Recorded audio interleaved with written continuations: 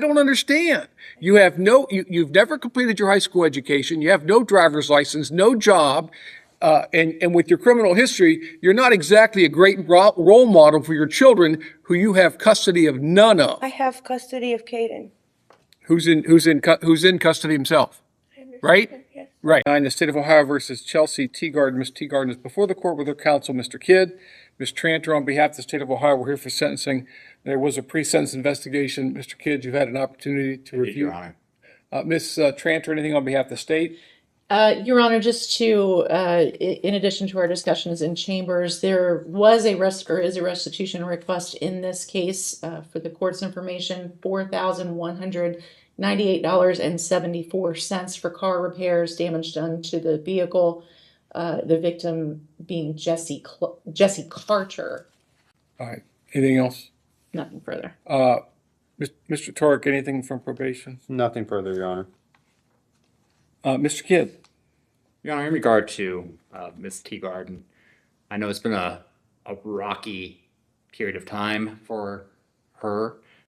She has made some real efforts. She has had some real challenges as well.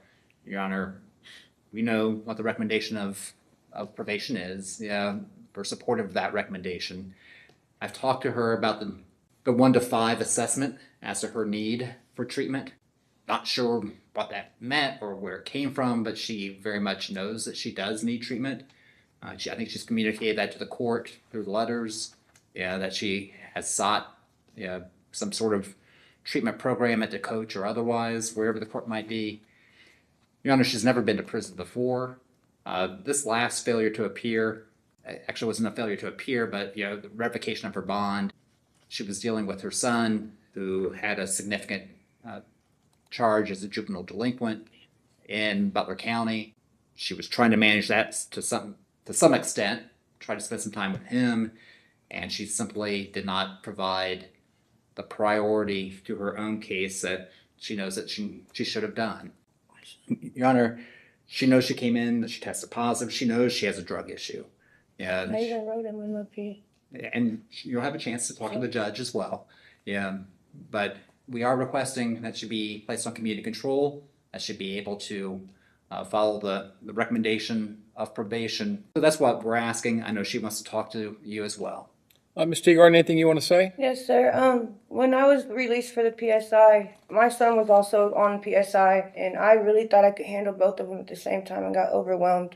When Mr. Brown asked me to come in to see him, I got scared because I couldn't get a ride the first day that he wanted to see me.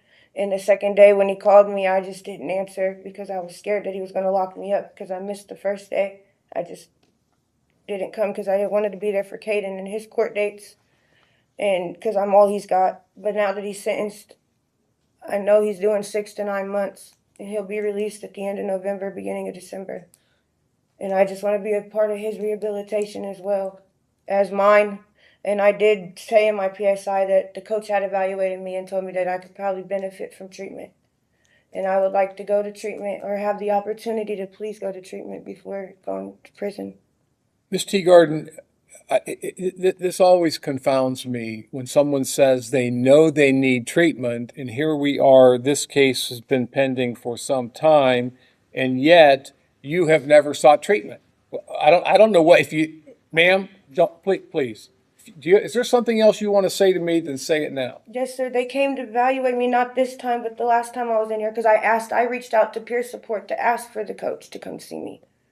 Okay, and then since that time, you had been released from the county jail, correct? Yes, sir. Did you engage in treatment when you were released? I was dealing with my baby's PSI. Okay, and you see, that's my point. You had an opportunity, if you wanted treatment that you now are telling me you desperately need. You could have. It's like, what are you waiting for? You waiting for me to order it? I don't understand. You've never completed your high school education. You have no driver's license, no job. And with your criminal history, you're not exactly a great role model for your children who you have custody of none of. I have custody of Caden. Who's in custody himself, right? Yes. Right. Oh, so you just proved my point. Ms. Teagarden, I gave you 3 opportunities on pretrial. The last one was disastrous because you not only didn't show up, didn't do anything, knowing that I was going to sentence you in a few weeks because I released you on February the 9th, the day that you entered a plea. I gave you an opportunity to prove to me that you, in fact, could comply with the rules and orders of the court. And you didn't do it. And not only did you not do it, didn't show up for your interview, didn't show up for your assessment, didn't follow the rules of your supervision. On top of all, is there something else you want to say? I did my assessment. I did go to him the first time that I was supposed to go to him. I only didn't go the second time. Okay. You didn't complete your assessment. That's what you're making my point for me. I did it. He did Ms. it. Teagarden, I'm done. You also, on the last time, tested positive for methamphetamine, amphetamines, and MDMA, correct? Yes, sir. All right.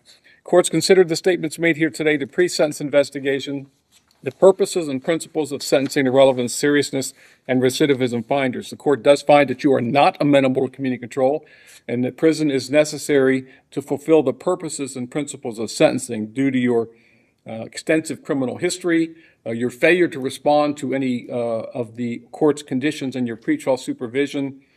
So at this time, the court is going to order you to serve 9 months in prison. You have 80 days jail time credit. Ms.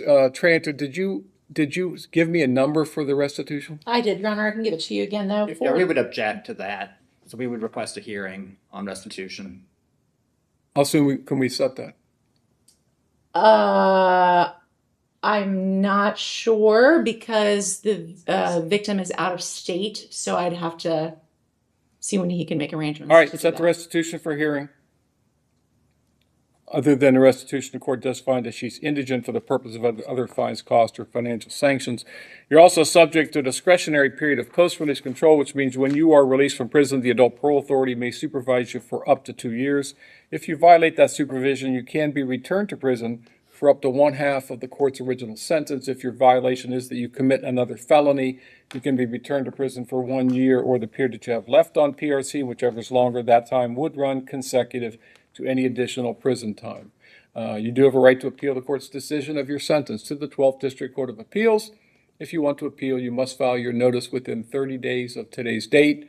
If you can't afford to pay for the transcript or anything necessary for your appeal, including an attorney, that can be provided to you. Ms. Tranter, is there anything else? No, sir. Mr. Kidd? No, Your Honor, thank That's you. all. Thank you.